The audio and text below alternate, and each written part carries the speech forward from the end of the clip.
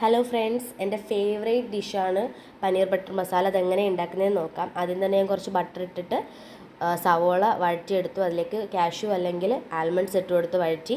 എന്നിട്ട് നമ്മൾ തക്കാളി ഇട്ട് കൊടുക്കുക. അത് വഴറ്റിയതിന് ശേഷം 4-5 അല്ലി വെളുത്തുള്ളി ഇട്ട് നന്നായിട്ട് വഴറ്റിയിട്ട് അതിലേക്ക് കുറച്ച് വെള്ളം, ആവശ്യത്തിന് വെള്ളം ഒഴിച്ച് വേവിക്കാൻ വെച്ചു. എന്നിട്ട് ഞാൻ പനീർ ബട്ടർ മസാലയുടെ പൗഡർ എൻ്റെ കയ്യിലുണ്ടായിരുന്നു, അത് ഓപ്ഷണലാണ്. അത് ഞാൻ ഇട്ട് കൊടുത്തിട്ടുണ്ട്.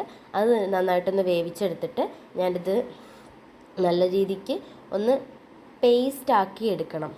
നല്ല പേസ്റ്റാക്കി എടുത്തിട്ട് അതേ പാനിൽ തന്നെ കുറച്ച് ബട്ടർ ഒഴിച്ചിട്ട് അതിലേക്ക് Kashmiri chilli, coriander powder, cumin seed, മഞ്ഞൾപ്പൊടി, ഉപ്പ് ചേർത്തിട്ട് ഒന്ന് വഴറ്റിയിട്ട് അതിലേക്ക് നമ്മൾ ഉണ്ടാക്കി വെച്ചിരിക്കുന്ന പേസ്റ്റ് ഇട്ട് കൊടുക്കുക.